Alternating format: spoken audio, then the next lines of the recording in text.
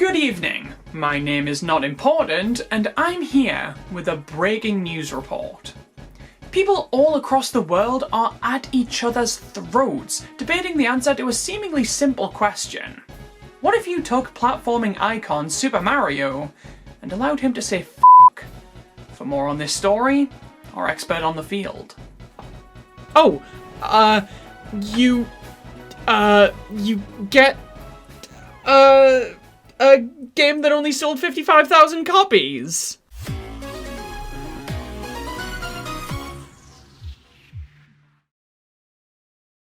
There's no way Conker wouldn't have a good fur day. Those crazy sons of bitches! Picture this. You've just released Banjo-Kazooie on the Nintendo 64 thanks to a lucrative partnership with Nintendo that was the result of you developing the Donkey Kong Country games, and also your name is Rareware. You've obviously got to make a sequel to Banjo-Kazooie, a Banjo-Tooie, if you will. After all, you teased it with a nearly naked woman at the end of the first game. You can't make a nearly naked woman promise and not follow through with it. But you found that the focus on kid-friendly, upbeat platforming, while fine, isn't as fulfilling as you'd like it to be. You want to make something more adult-oriented, something that breaks more boundaries, something... And that's how we got to this point. It's what I call a bad fur day.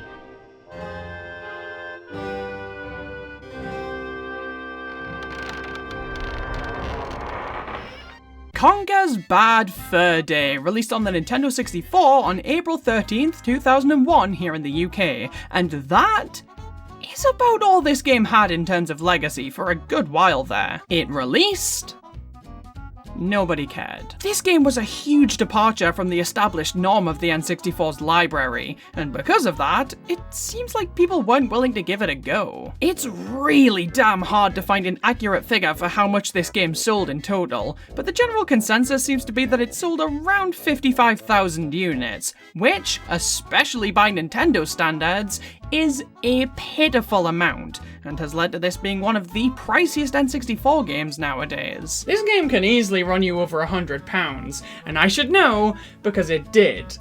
It's not the only game I've bought for around that price though. I spent roughly the same on Mario Party 3, and the cartridge didn't work. So, just to make sure I haven't wasted my money, let's take this thing for a test run. Ah, see? It works fine.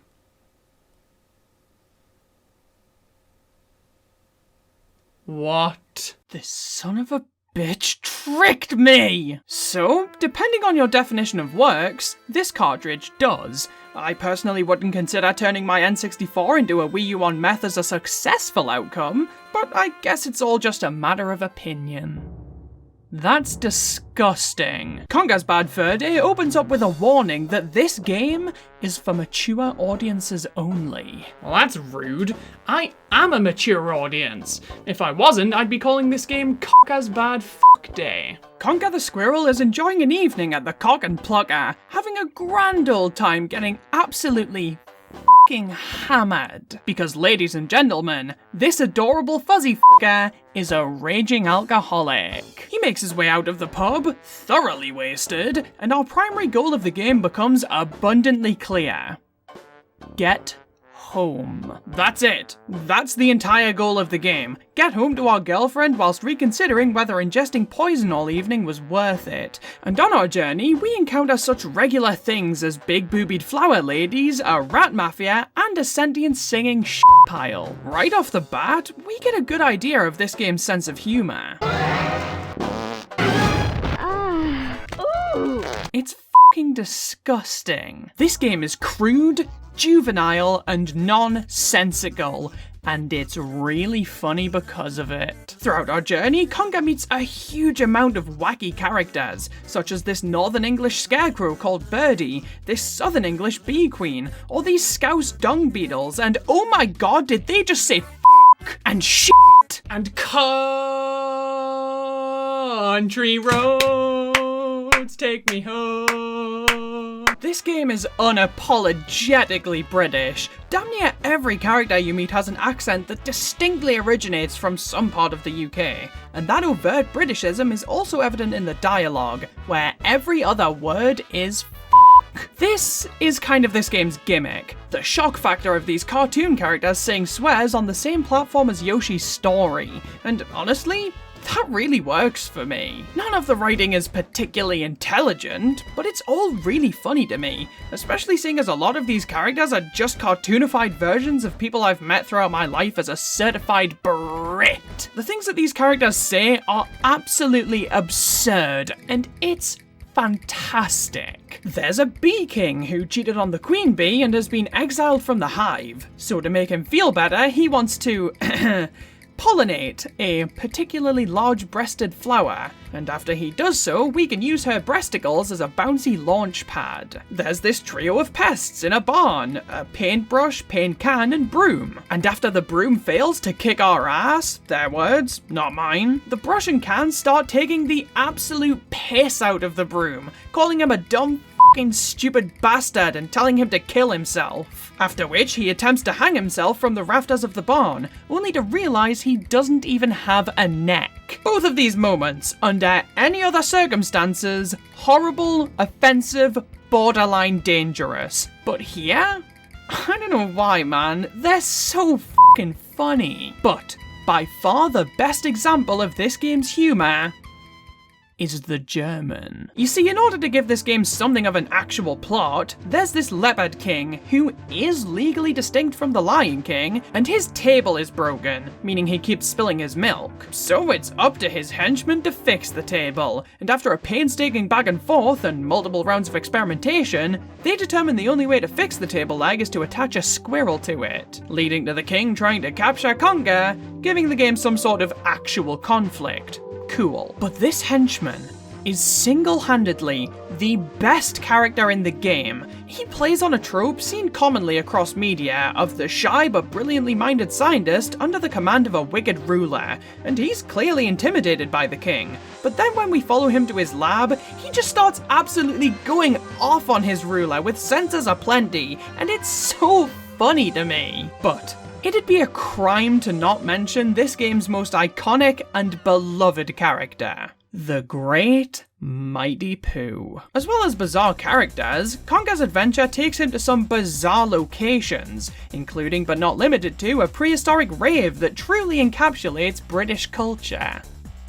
The most bizarre location we visit, though, is the Valley of Pooh, which is exactly as it sounds. An area entirely made of poo, comprising of a cabin that creates balls of poo and the almighty Pooh Mountain. Inside the mountain, we're introduced to the Great Mighty Pooh, who graces our ears with a wonderful ballad of his superiority. I am the Great Mighty Pooh, and I'm going to throw my at you. A huge supply of tish comes from my chocolate starfish. How about some scat, you little twat? It's so beautiful.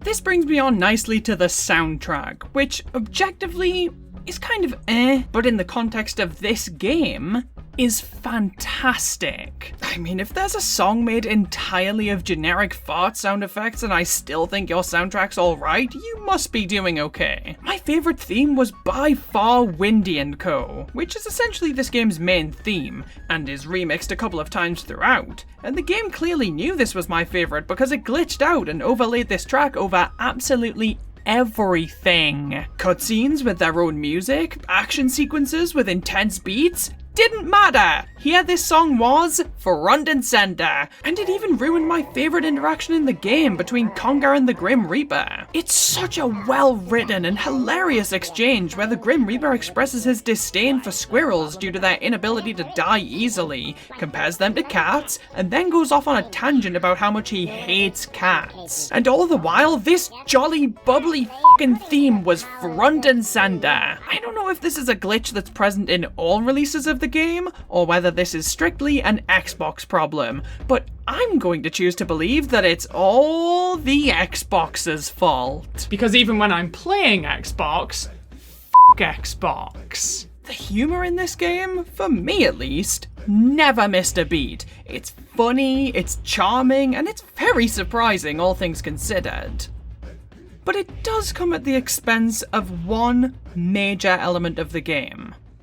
It's gameplay. Conker's Bad Fur Day is honestly really clunky. For the more open sections, where you're just running and jumping around, it's honestly pretty great, and the additions of the context sensitivity blocks that grant Conker different abilities depending on where you find them are a really nice touch. But the game also includes a couple of tighter platforming sequences, and it becomes obvious pretty quickly that this game was not built with them in mind. Conker's jumps and ledge grabbing can be really imprecise and inconsistent, and this led to a lot of frustrating deaths. And even outside of the gameplay, there are a lot of sections that I found unbearably difficult for no other reason than the weird as hell movement physics. Like this section under the river where you have to avoid these turbines, but because of the way the camera is underwater, it's incredibly hard to judge their depth and your own placement, and it's incredibly easy to get sliced in half. Or, how about the sections where you have to either fire a slingshot or lob something, where there's no reticle and no clear indicator of just where the hell the things you threw are going to hit? Or, most frustratingly of all, this section right here, where you have to chase these three gerbils through a lava-filled course on a hoverboard. Look, in concept, this section is amazing. The controls for the hoverboard are near flawless, and flying about on the thing is a ton of fun, but everything surrounding that?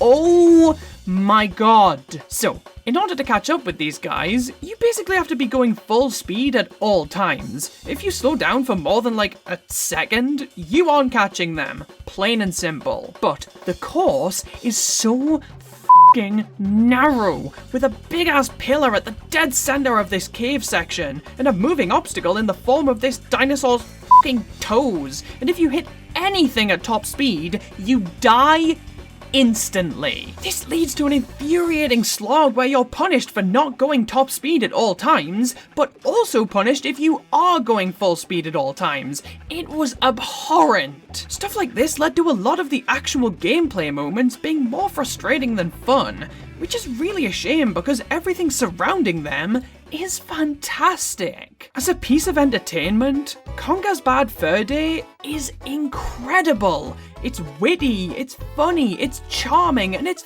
full of life and creativity. It really feels like the game was made by the developers sitting at a table and saying, you know what would be funny, but as a functional, playable video game? It's honestly nothing to write home about. I still love the game because everything surrounding the gameplay is just that damn good, but during the sections where all of those surrounding elements took a back seat and let the gameplay shine, it was more flawed and frustrating than I would have liked it to have been. But just because I didn't find this game to be 100% enjoyable 100% of the time, doesn't mean that this game isn't still worth playing, especially because this might all just be a me problem. I mean, when you've just given a cow diarrhea and then you've used a bull to rip her body into tiny pieces, platforming's the last thing on your mind.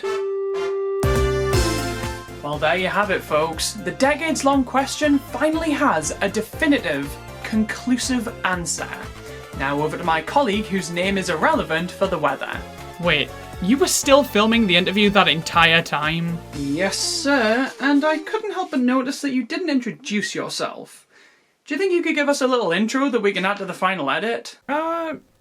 Sure. Hey, what's up? It's your boy Rawk, usually does the trick. Oh, it's perfect.